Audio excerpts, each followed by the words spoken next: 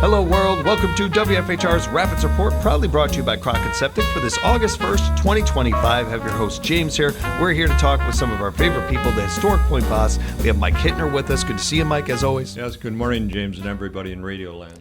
We're talking today specifically about their wonderful event, Whodunnit. And for that, of course, we bring in our good friend Luke Conkle, who, of course, the writer of these and everything. Luke, nice to have you in studio. Yeah, good morning, James. Good to have you here, man. We appreciate the time from you guys and all the effort, all the energy that is put into these events. We really do appreciate the way you keep history alive over there for us.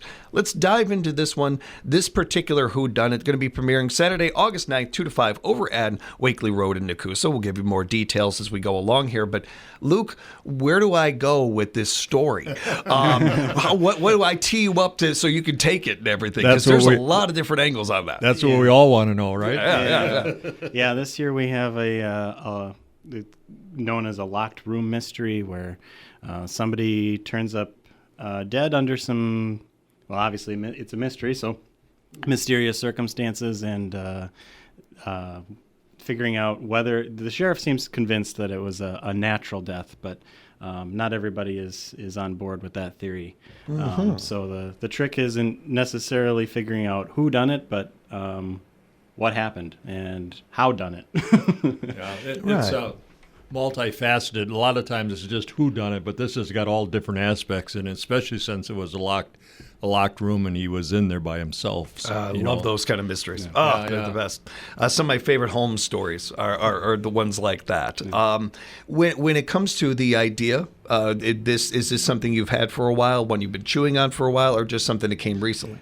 Yeah, every year I sit down to write this and think, this might be the last one. I'm running out of stuff. But then usually as I'm working through it, I come up with a couple other things that I want to throw in there, but might make things a little bit too difficult or might add too many threads. And so this is one of the threads that I started pulling on a couple of years ago. Yeah. And it's coming back around.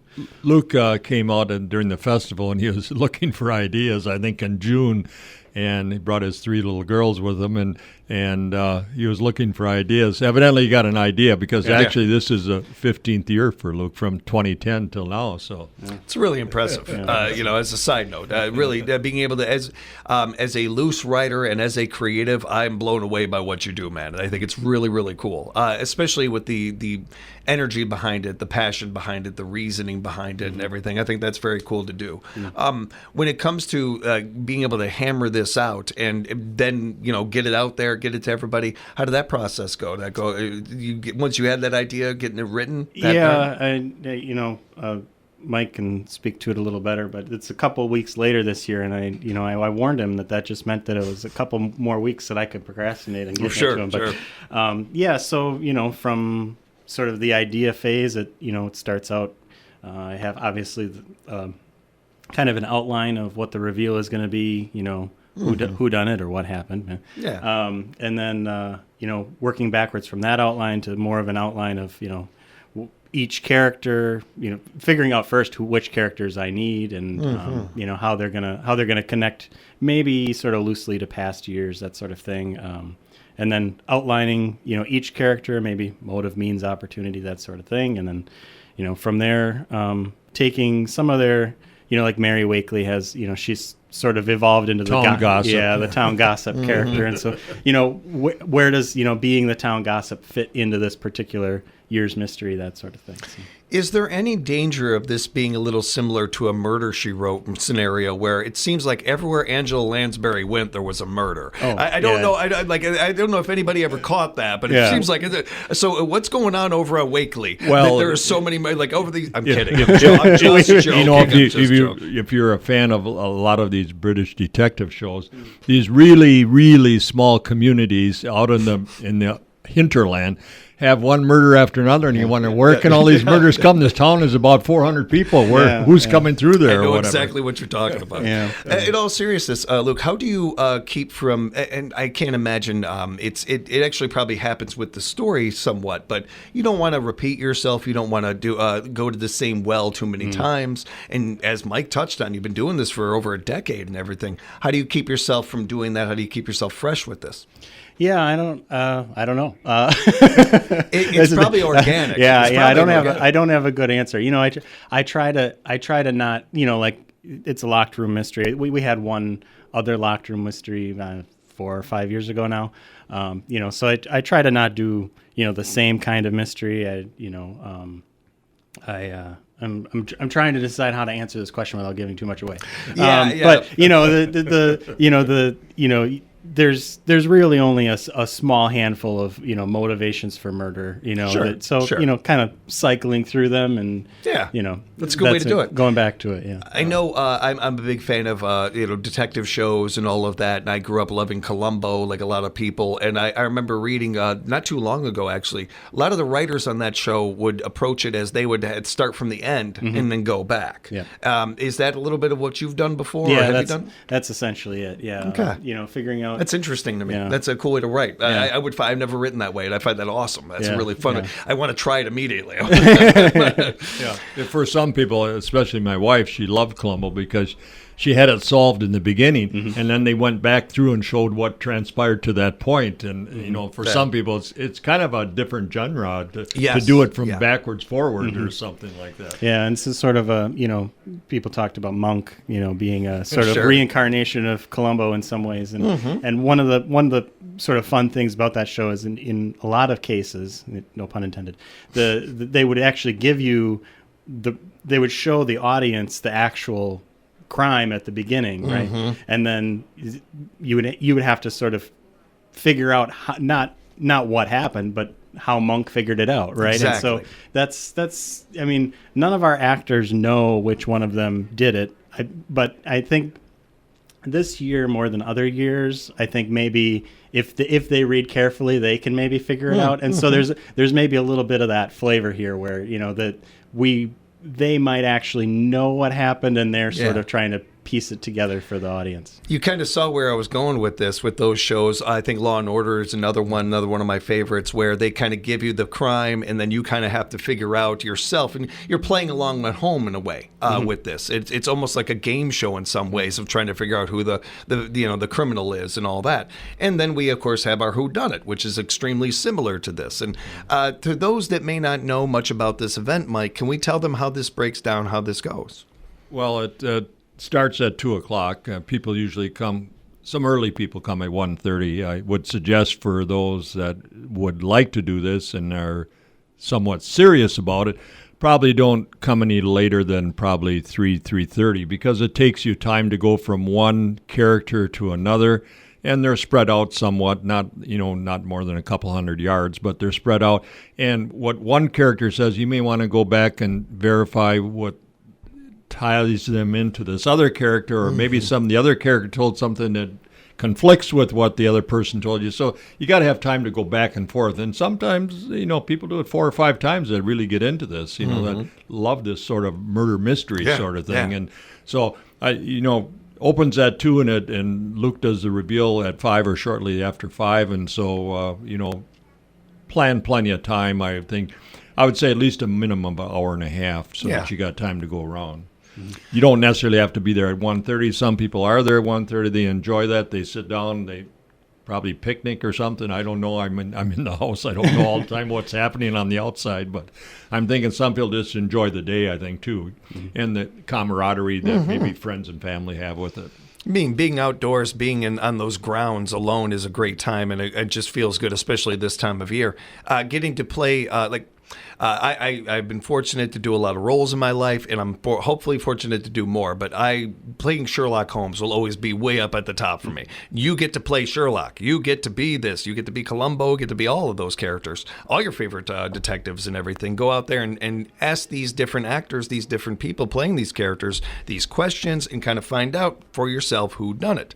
I appreciate you bringing up one point that I remember in years past I had somebody bring up, well, can I go back and ask people questions after I talk to them? And there's not really I would say that there's probably rules to this, but more rules that are just kind of common sense, more so. Not to say that so bluntly, but nobody's going to tell you who did anything because they don't know. I think that's a really cool part of this, Luke. So even if they wanted to, they can't say anything because they don't know. That's awesome. Yeah, we can't give it away, and that's good that we don't know, because you could make inferences. It's easy the way you look or something, and you could give it away, and you don't even know you gave it away. Right. So I think that it's important for people to go around, and I think that people really get into it after a while, and they go around, and then when other people are there, listen to what questions and answers they get, because sometimes they're getting different answers than maybe you got, and so you can kind of catch somebody in maybe not a lie, but maybe an untruth. There have been a couple of times where folks have benefited almost more from. Some people are kind of shy; they don't want to ask questions right up front, and so they've benefited from listening into like 2 or 3 groups asking their own questions and realizing that maybe some stories are a little inconsistent, even with the same character.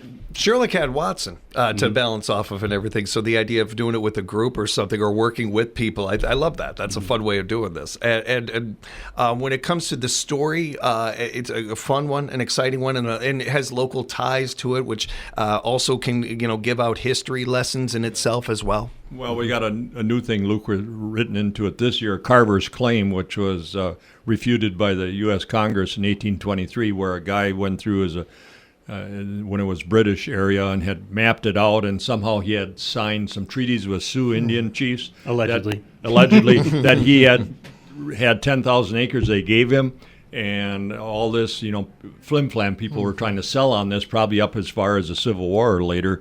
It's trying to sell some of this land on that basis yet. Yeah. That's a really interesting part of this. Yeah. I always try to have some little, historical connection. He likes factoids. Hey, I'm with you. And all of us being lovers of history, really, an event like this is such a fun way of getting it across. There are teachers out there that are like, can I do that? Yeah, that's an awesome lesson plan. And this is probably one of our earlier ones. This takes place in the early 1840s, where a lot of them were up closer to the Civil War and this sort of thing. So this is back, right after Carver's thing was turned down by Congress, and a lot of people probably didn't know the facts of it or even knew about the Congress turning it down. So they were still going on the flim-flam guys trying out there to sell the real estate. Yeah, and if we have some regular folks that come back every year, you kind of have to suspend disbelief a little bit with our timeline. People are here that maybe were here a couple years in the future, but we probably have to study who was president in 1841 or something. That's art. That's art. That's part of the responsibility of the people being entertained is to be able to take a little suspension of belief and all that. All the shows we mentioned, all the books, all done that.